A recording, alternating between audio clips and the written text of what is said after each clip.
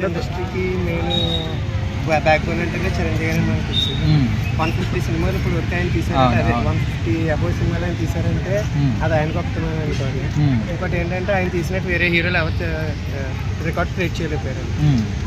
అయితే ఈరోజు ఆయన పుట్టినరోజు సందర్భంగా ఇంద్రా సినిమా రిలీజ్ అయింది కదా, సో మరి ఆ సినిమా గురించి మీకు చెప్పాలంటే ఏం చెప్తారు? అంటే బేసికల్లీ ఇంద్రా అనేది ఆల్ టైమ్ ఇండస్ట్రీ హిట్ అన్న ఒక కంటెంట్ క్రియేటర్ లాంటిది అది.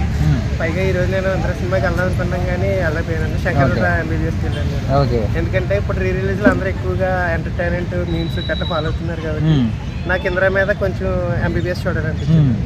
అయితే మెగాస్టార్ చిరంజీవి గారి గురించి ఆయన చూసిన తర్వాత మనం నేర్చుకోవాలనుకుంటే ఎలాంటి క్వాలిటీస్ చెప్తారు? డిసిప్లిన్ డిసిప్లిన్ మెయిన్ గా, డిసిప్లిన్ మెయిన్. ఇంకోటి డెడికేషన్ అన్న. ఓకే. ఇంకోటి స్వయం కృషి.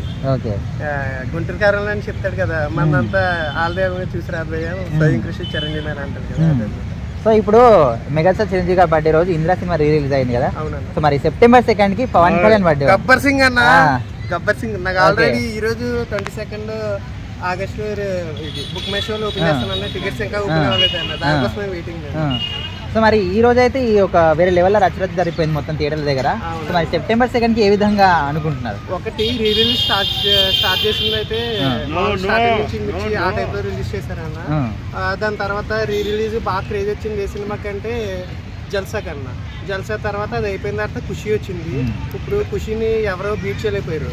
దాని తర్వాత లేదు కదన్నా, ఖుషి ఆల్ టైమ్ రికార్డ్ కదన్నా. ఇప్పుడు మళ్ళీ దాన్ని క్రాస్ చేయడానికి గబ్బర్ సింగ్ అనుకుంటున్నాం. సో మరి పవన్ కళ్యాణ్ గురించి చెప్పమంటే ఏం చెప్తారు మీరు? యాటిట్యూడ్ అన్న, హీరో. ఇంకా ఎన్ని చెప్పినా ఉండవన్నా. ఓకే. అంటే డై హార్ట్ ఫ్యానా పవన్ కళ్యాణ్? Die hard. ఒక డైలాగ్ వేసుకో. చూడప్ప సుద్దప్ప నేను సింహాన్ లాంటిది, అది గడ్డం తీసుకొని నేను తీసుకుంటాను అంతే. ఓకే. సో మరి ఇప్పుడు మెగా ఫ్యామిలీ మీరు పవన్ కళ్యాణ్ అభిమాని అంటున్నారు కదా, సో మరి అల్లు అర్జున్ చూసుకుంటే నిన్న మెగా ఫ్యామిలీ పాయింట్ ఆఫ్ చేసి ఒక మాట చెప్పాడు. సో దాని గురించి ఐడియా ఉందా? సరే అది పక్కన పెట్టు. ఇది మెగా ఫ్యామిలీ అల్లు ఫ్యామిలీ అని గొడవలు జరుగుతూ ఉన్నాయి అంటారు.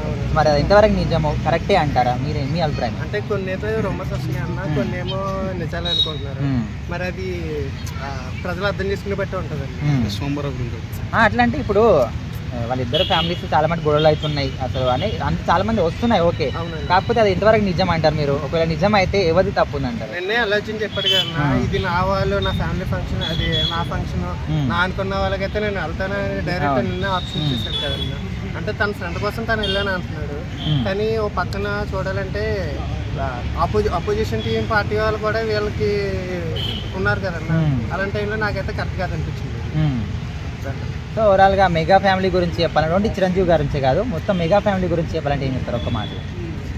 ఎవర్గ్రీన్. ఓకే. మెగా అభిమానులు గారు కొందరు ఏం చేస్తారంటే సినిమా చూడకు, సినిమాను దాన్ని డిస్కంటిన్యూ చూడరు అనమాట. దాన్ని నెగ్లెక్ట్ చేసేస్తారు. మా ఇది ఏదేదో అనుకున్నారు కదా, దాన్ని కంపల్సరీగా చూడరు అని ఫిక్స్ అయిపోయారు పవన్ కళ్యాణ్ అభిమానులు, మెగా అభిమానులు. సో ఈయన అంటున్నాడు కదా ఆర్మీ అభిమానులు, వాళ్ళు చూస్తారండి, మిగతా వాళ్ళు చూస్తారు. సినిమా ఏ రేంజ్లో హిట్ అవుతుందో మేము కూడా వెయిటింగ్.